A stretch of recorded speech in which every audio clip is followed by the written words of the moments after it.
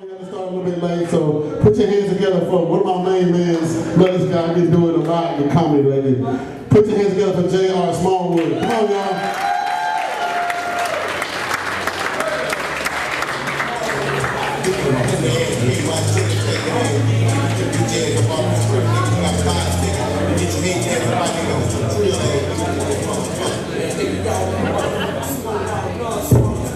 How y'all doing?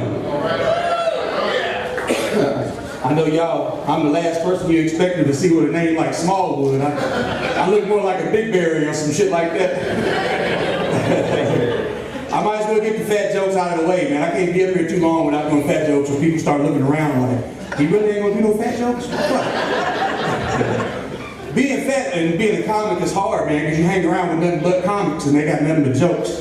Like they got all these fucked up nicknames. They call me stuff like the Michelin Man and Sweaty Murphy and Huge Hefner. It's fucked up, man. Even my wife gets in on it, man. We was riding down the road the other day. My wife looks over and says, "Baby, you should wear your seatbelt." And I thought, honey, you know, that's nice. You're looking out for me. I appreciate that. She said, "It's not for you. That's for me. We flipped this car over. The last place I want to be is stuck in here with your big ass playing around."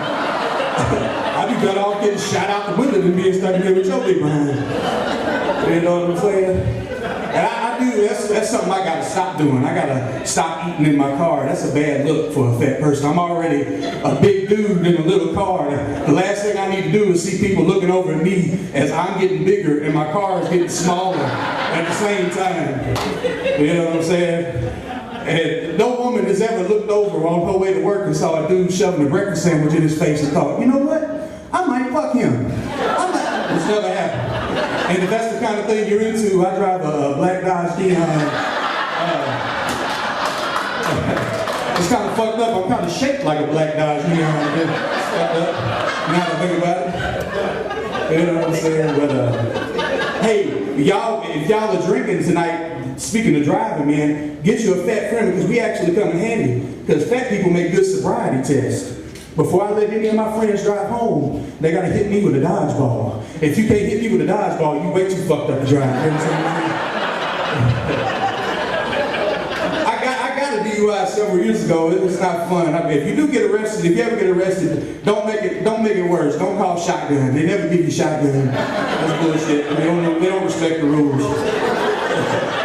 You know, it's bad though. You know you're getting fat when the cops arrest you and put 2 pairs of handcuffs on you without even asking you if you want 2 pairs of handcuffs. Like, motherfucker, that's my request to make. You don't make that for me. You know? And I thought being fat and going to jail, I thought that would be a good thing. You know, be a big dude walking up in jail. That's not good. I was looking in the mirror the other day. I got titties in the front and the back. They bend me over and still got something to play with. That's fucking. They don't know whether to fuck me or make biscuits. What's going on? I do have a plan though. I do have a plan for losing weight though. I'm just going to switch to the metric system. That takes my 350 down to 159 just like that. I ain't got to do a damn thing. Yeah. It works for my dick too. Instead of 5.5 inches, I got 13.97 centimeters. What you want to do about that? I appreciate y'all. That makes me feel better anyway. Despite being a big man though, I do have a beautiful wife at home. I thank God for that. Married to a beautiful black woman at home. I wrote that joke for you, baby, to let you know you can get it, you can get it. Nah, man, but there's some things that are different when you're married to a black woman, things you don't expect, like making love to your woman in the shower. You're used to watching the movies, you know, it's all succulent and erotic and everything. Now the black woman, boy, she got to keep that shower cap on, man, it ain't going down like that. I'm trying to get mine in and she looked like the cafeteria lady, baby. I'm like, I appreciate it, but I can't really focus right now. I'm thinking about square pieces of pizza with a side of corn, you know what I'm talking about? We got some public school people in the house. We got some public school people. Public school people in the house. That's my people right there. I love it. Yes, sir. Yes, sir. That's all right. That's all right. My wife is a very talented actress as well. She's an actress by trade. Believe me, you fuck me for 5 years, you'll become good at being an actress, whether you want to or not. Just how it happens. But she's done a lot of work in theater and commercials and TV and things, but she's moving on up into film now, and I'm excited for her, but she's doing her first film, and she's got a sex scene in this film, and don't know how comfortable I am with it, you know what I mean? Like, you know, I know this dude that she's with is going to be this hard body, you know what I mean? And I'm more of a soft shell taco kind of dude. And, you know, I'll fill you up, but I ain't going to stretch you out. That's all I'm saying. You know what I'm saying?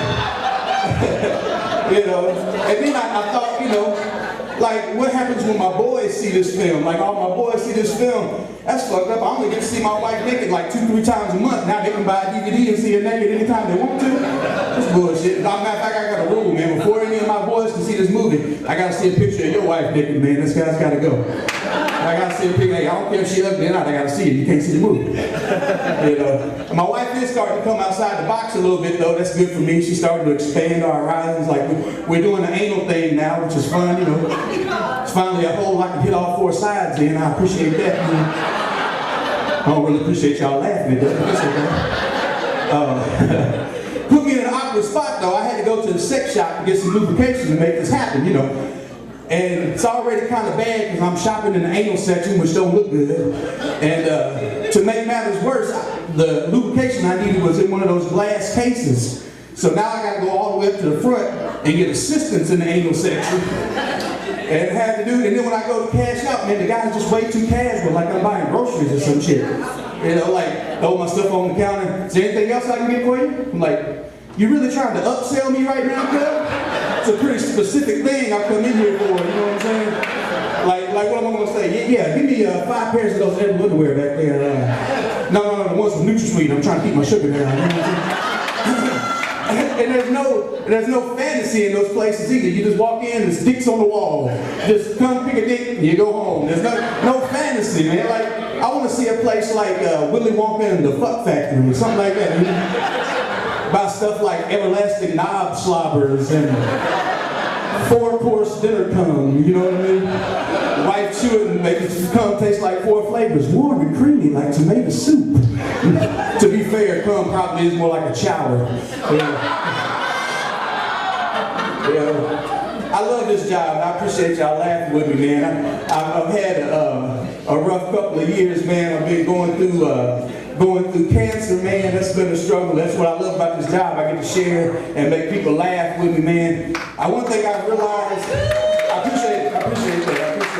But don't clap, because nobody gives a shit about testicular cancer. Like, you ain't never seen no ribbons, no color of the month shit, you know. Like, what are you gonna have testicular cancer? Like a furry little bracelet or some shit? That's not good. How does that work? You know? And I remember, man, the doctor said, well, don't worry, they had to take one of my boys away, which is fucked up. They had to take one of my twins. My nuts look like a duplex with a vacancy on one side. That's just fucked up.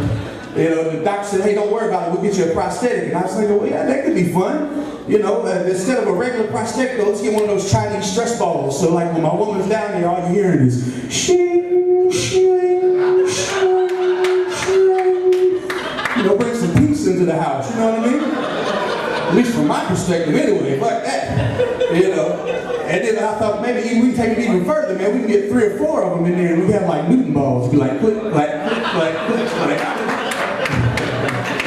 Well, now that I've talked about my wife's ass and my nuts, I'm going to say good night. I love y'all. Thanks for laughing with me. I appreciate it.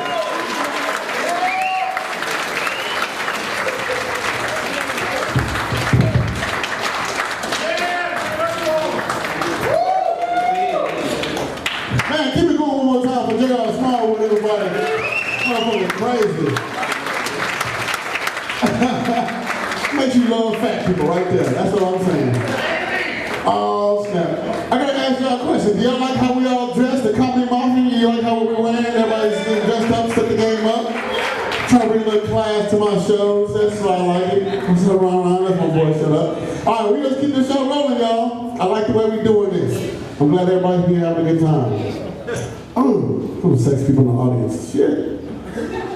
I said we start an orgy after this.